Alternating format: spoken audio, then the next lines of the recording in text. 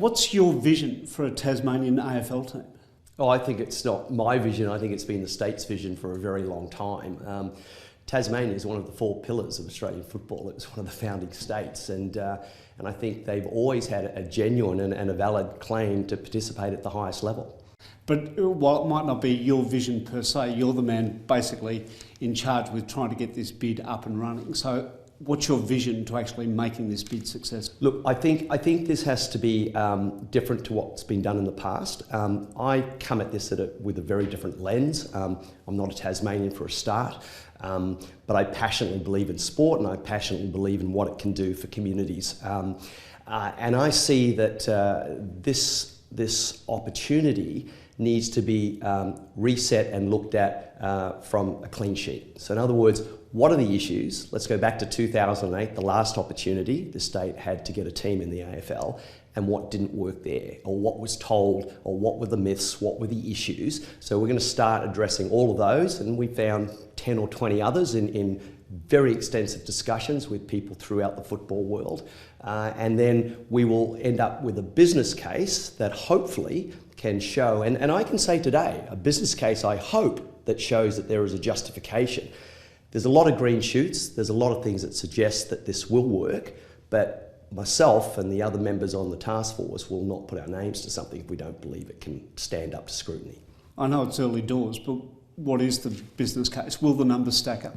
Look, I think the big thing's going to be around revenue, and that's going to be key. And it's about what Tasmania can also do for the AFL. And I do believe we're going to be able to find a case where Tasmania is going to be accretive to the AFL, not something that causes it to bleed. I think they can.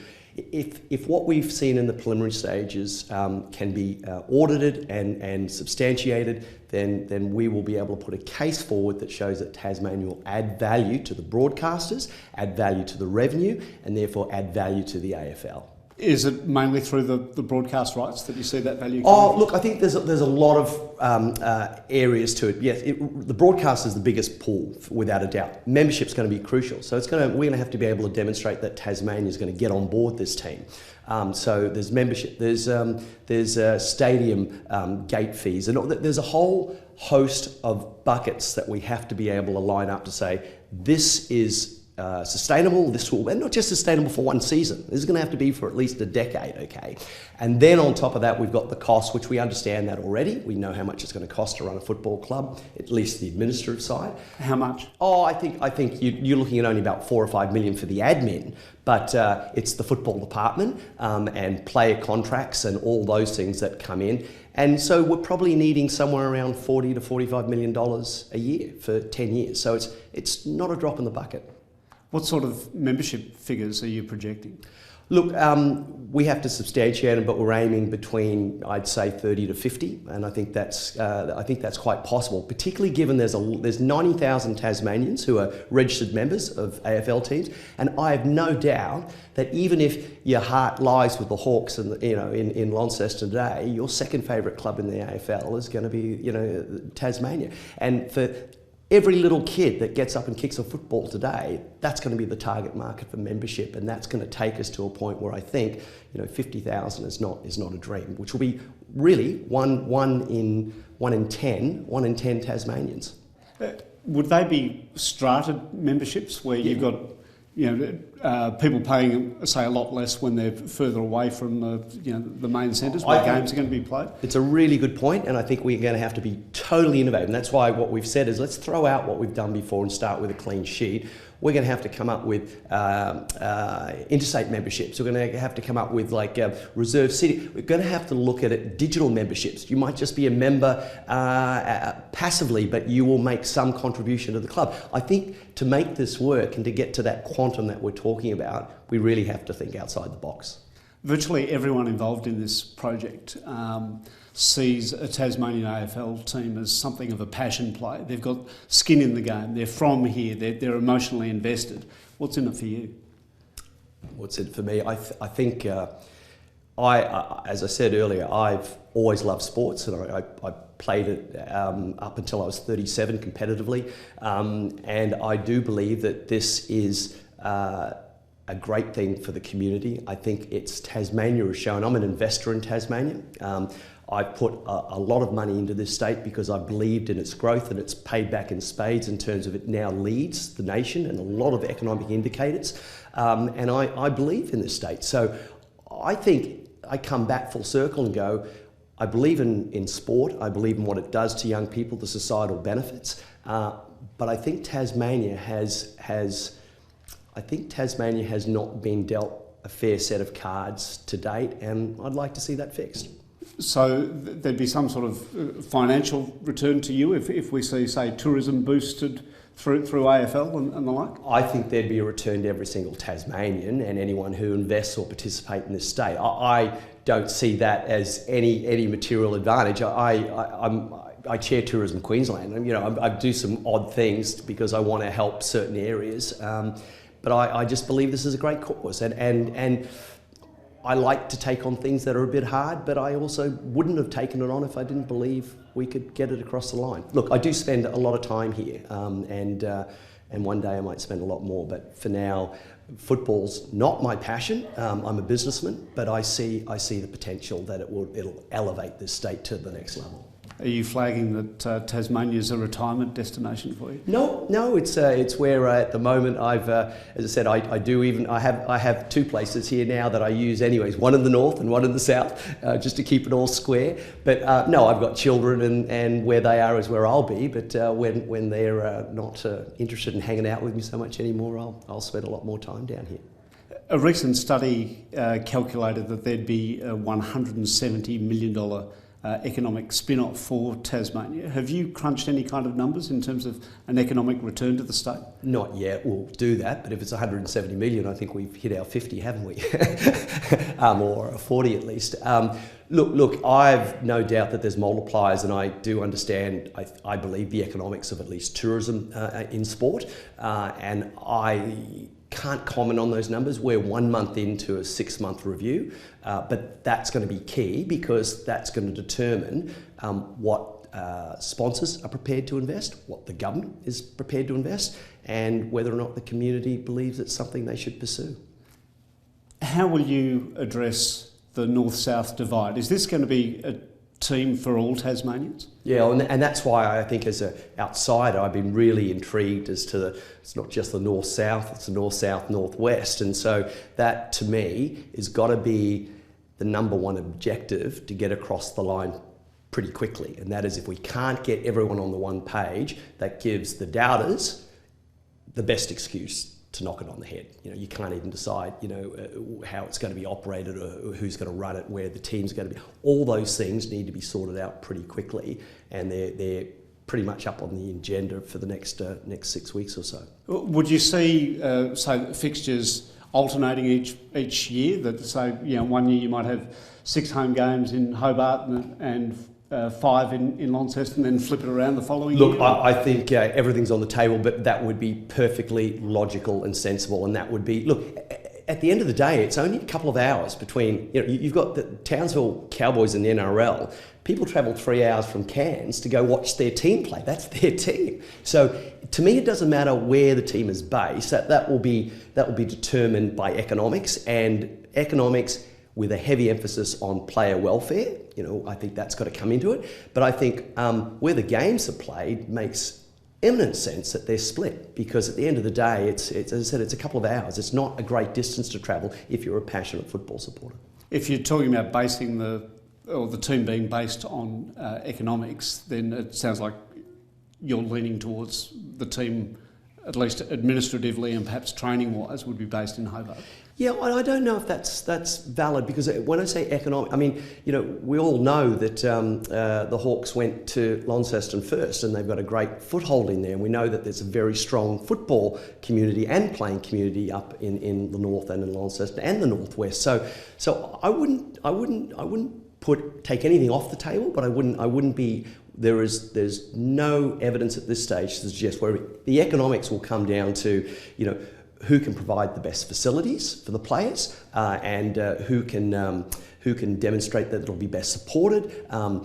Sponsors. There will be a whole bunch of things that will come into play, and I don't think anyone really stands out. But your point is absolutely certain. If you want the state to back the state's team, it has to play throughout the state.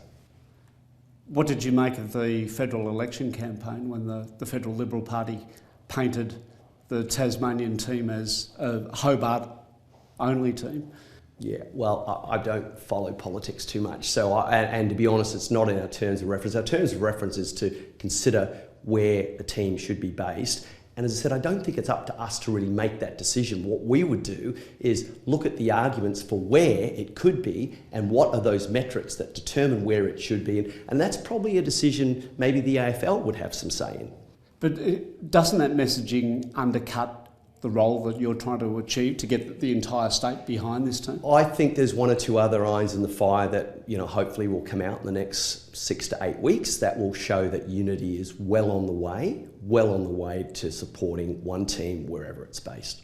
Have you had meetings with the AFL? Yeah, I actually rang and spoke to Gil McLachlan the day before I was appointed. I went and saw him in Melbourne and some of his team.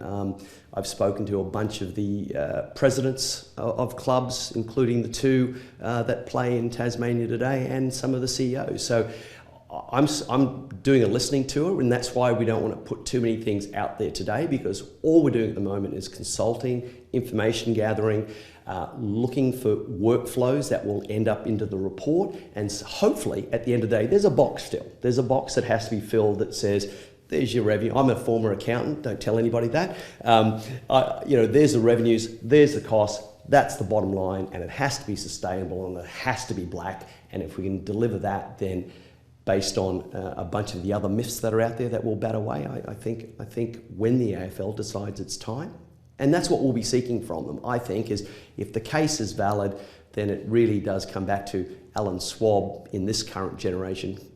Let's put a date on the table when that should be and work towards it. Has the AFL burnt so much capital in Tasmania that it's going to make your job a lot more difficult than it would have otherwise have once been? I think the AFL's done a terrific job in promoting the game. I don't think Tasmanians were too upset when they went west, because that was, again, heartland stuff. And it grew the game and it took market share from the other major codes. I think Tasmanians were probably, and rightly so, a bit despondent and disappointed when the game headed north into rugby league territory. They're probably even more despondent when we talk of China and taking the game internationally, because this is a heartland state. So I think the AFL does have some critics in the state. There's no doubt I sense it a lot more here than I do in my home in Brisbane. But I do think they genuinely want the AFL to succeed, and they genuinely believe that Tasmania should be a team. Their question has always been when. I think there's been enough issues and blockages put in the way that have allowed them, I would say, an easier way to say no to Tasmania, but I would hope come December that they have to seriously look at, I don't want to leave anything open, and that's why this is not a football committee. This is a group of business individuals who will, if they believe in it, will sign it, and that will be, their oath that this is a viable opportunity. What are the obstacles to succeeding? I think unity that's the one that is always, Mike Fitzpatrick hung his hat on that. He said, until you get the north-south divide sorted out, you'll never have a team, but do and you will. That's an interesting statement. So that's a flag and a potential. It was about pathways. Well, I've always believed that pathways, I think the reason the pathways have broken down somewhat in this state is because of that aspiration. You grow up in New Zealand, you want to be an All Black. You grow up in Geelong, you want to be a member of the Cat Pack. Again, I come back to, if you grow up in Tasmania, you've got an AFL identity crisis. And so the AFL Steering Committee, which was credit to the AFL, put in place some new opportunities for elite men, women, boys and girls to pursue a career in AFL and AFLW. If those things come to fruition, that will actually help the case for a team and when the next broadcasting deal is in the 2025 period. The AFL has so far been opposed to a 19th team. Where do you see a Tasmanian team sitting? Do you need to get an existing licence, or could there be an additional licence granted? I think our mandate has been to get an existing licence. We think on merit.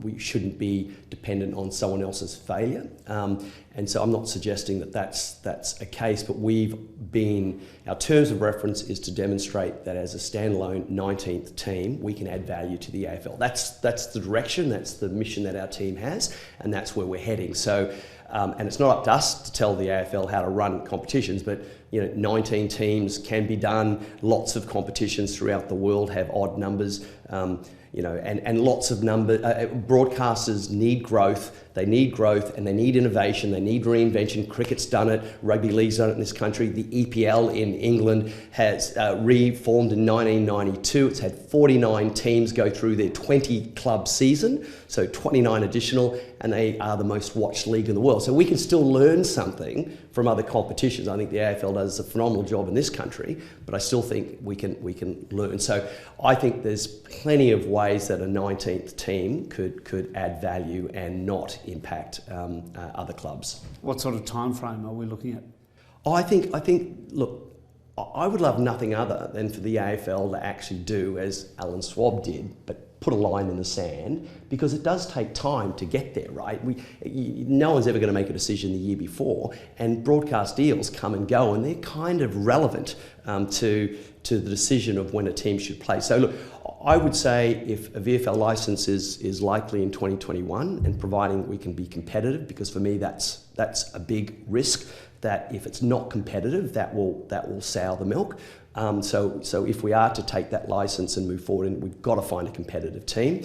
And then if you could say, well, 3 to 4 years beyond that would be a good time frame. But it needs to be set, and it needs to give us something all to work to, or else it's just too easy to put it off. I think I'd love to get nothing out of this than the AFL says, again, sustainable, viable.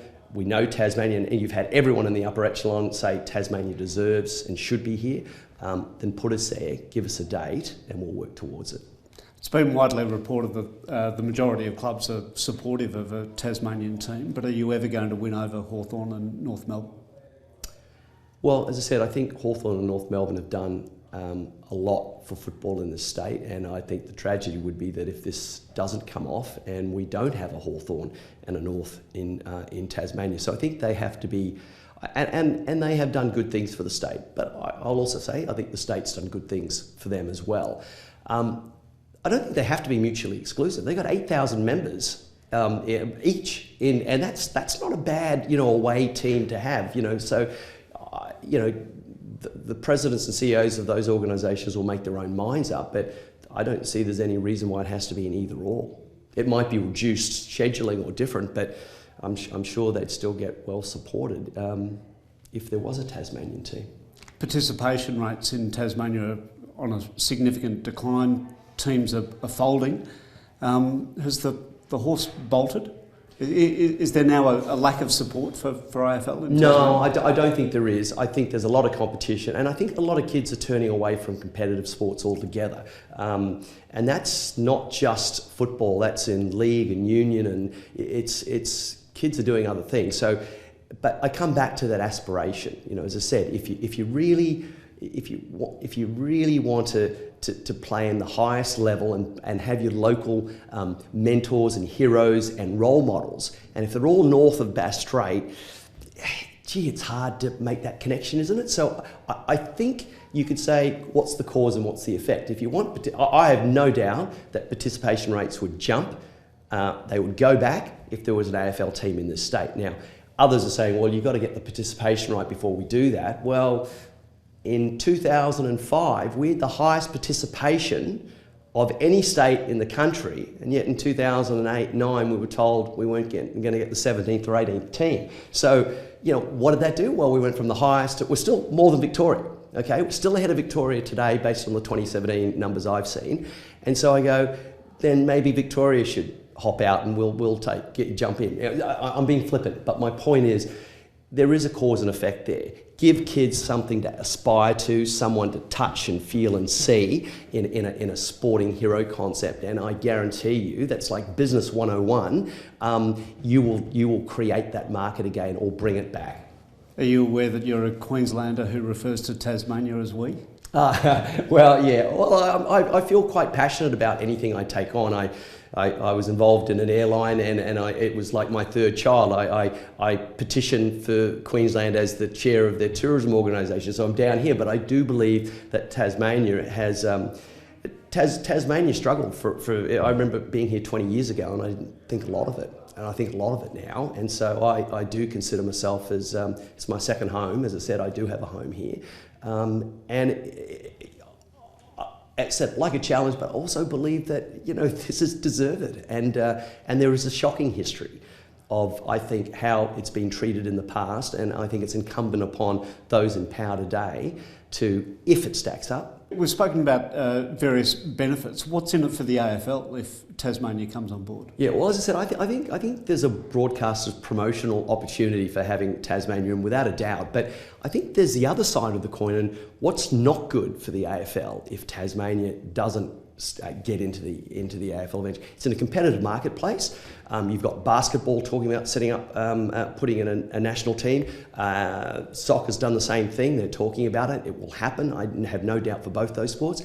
If Tasmania doesn't get on that boat, what happens is those 300 elite AFL players that we've had over our history are gone. Those coaches and CEOs that we have in the league today are gone. And those administrators and the value that Tasmania, who are the most engaged football state in the nation, is gone. So if you're sitting there as a broadcaster in the AFL going, well, do we let them into the tent? I don't think they can afford not to let us into the tent, providing we're not a weight.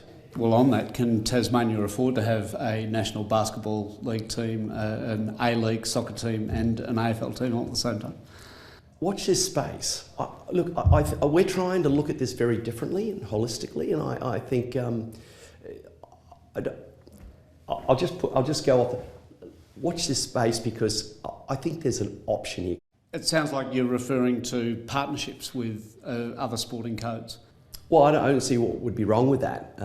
I think if Collingwood does it with a netball club, for instance, I wonder if there's an opportunity for a Tasmanian national franchise that potentially looks at co-modelling this particular product with other sporting codes that are looking to set up, in the National League here. So, So you could have, say, joint administration with, a basketball Why not? team. Why not? I'm not saying. I mean, we haven't even discussed that. I'm just giving. What I'm saying is, we're trying to start with a clean sheet and go. If we do AFL Economics 101, we'll fail. We have to think outside the box, and all I'm thinking is there an opportunity that you could negate some of that exposure and overhead if you thought a bit differently? Partnerships make a lot of sense. Brett Godfrey, thanks for talking to ABC News. Thank you.